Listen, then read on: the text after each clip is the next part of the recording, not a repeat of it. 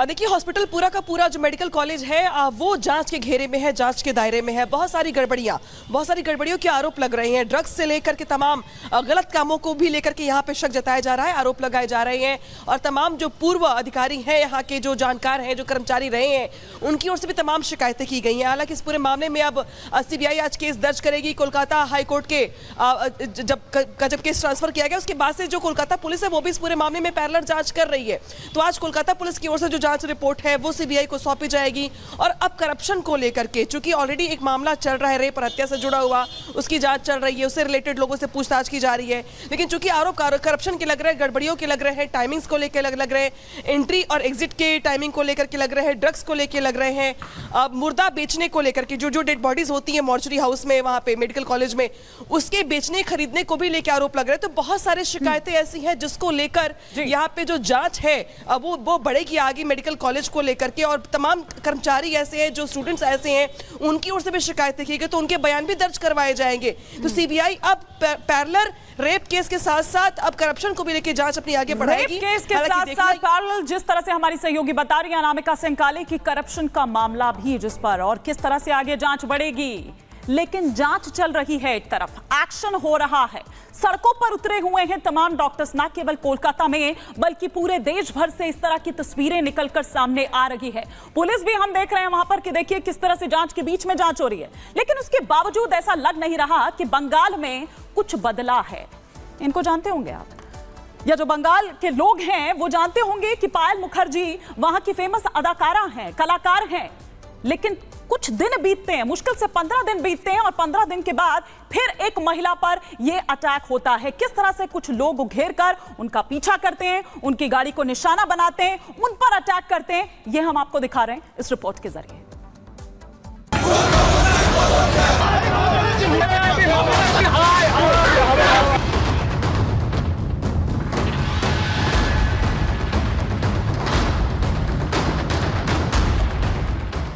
आपके सामने दो तस्वीरें हैं, दोनों के बीच करीब 15 दिन का अंतर है।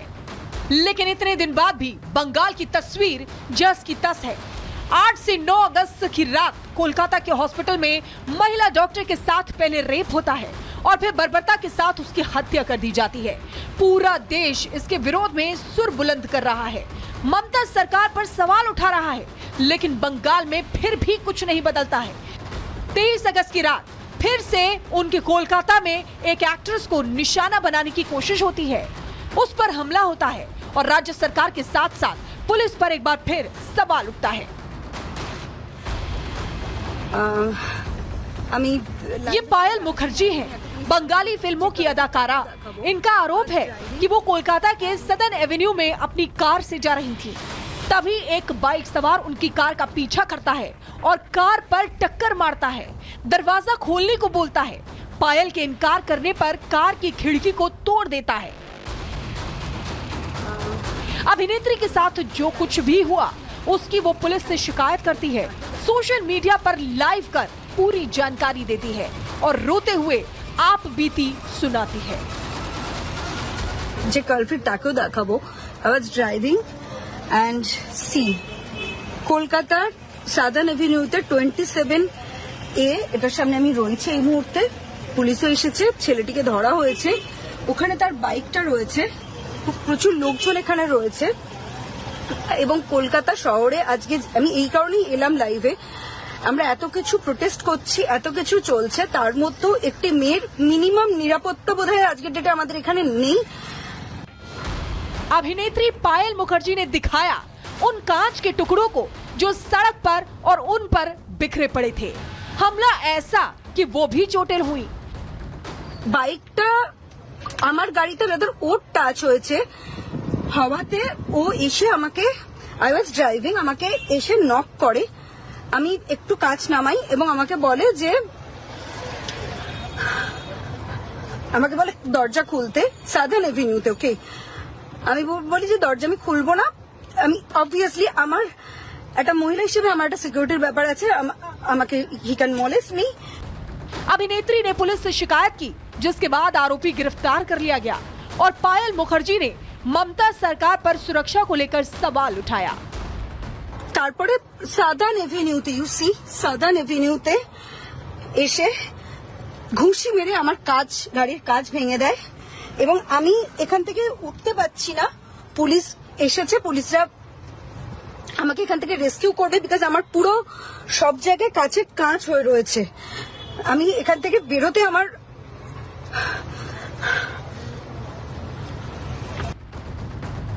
अभिनेत्री पर हुए अटैक को लेकर बीजेपी भी हमलावर है। वो मां माटी और मानुष की बात करने वाली ममता सरकार से सवाल कर रही है। जिस राज्य की कमान खुद एक महिला के हाथ है, उसी ममता के राज्य में महिलाओं पर ही ज्यादती क्यों हो रही है? क्यों बंगाल की बेटियां इंसान रूपी भेड़ियों की शिकार हो रही हैं? क्यों ममता की पुलिस महिलाओं की रक्षा नहीं कर पा रही है? Bureau report, Republic Bharat. और चलिए अब अगली खबर आपको असम से बताते हैं, जहां पर एक नाबालिग के साथ गैंगरेप होता है और 3 लोग मिलकर इस पूरी घटना को अंजाम देते हैं। मुख्य आरोपी तफजुल इस्लाम जो कि भाग रहा था, दरअसल उसे पुलिस सुबह 4 बजे क्राइम सीन पर ले जा रही थी पूरे सीन को रिक्रिएट करने के लिए, लेकिन पुलिस हिरासत से उसने भागने की कोशिश की और सामने तालाब था, वो उसमें कूद जाता है। उसके बाद डूबने से उसकी मौत हो जाती है। गांव के लोगों ने साफ मना कर दिया है कि इस व्यक्ति का अंतिम संस्कार हम अपने गांव में नहीं होने देंगे। लोगों ने गांव में अंतिम संस्कार करने से साफ मना कर दिया है। आपको बता दें, वो लड़की, नाबालिग लड़की, शाम को ट्यूशन से घर लौट रही थी, तभी 3 लोगों ने उसको अगवा किया, गैंगरेप किया, उसके बाद फरार हो गए। लेकिन पुलिस ने ये जो तीसरा मुख्य आरोपी तफजुल इस्लाम है, इसको पकड़ लिया था। हिरासत में लेने के बाद सुबह 4 बजे क्राइम सीन पर लेकर जाती है। 2 आरोपी अभी भी फरार हैं। और रिपब्लिक भारत की टीम असम के नागांव पहुंची, जहां पर उस आरोपी की तालाब में डूबकर मौत हो गई थी। एक रिपोर्ट आपको दिखाते हैं ग्राउंड से।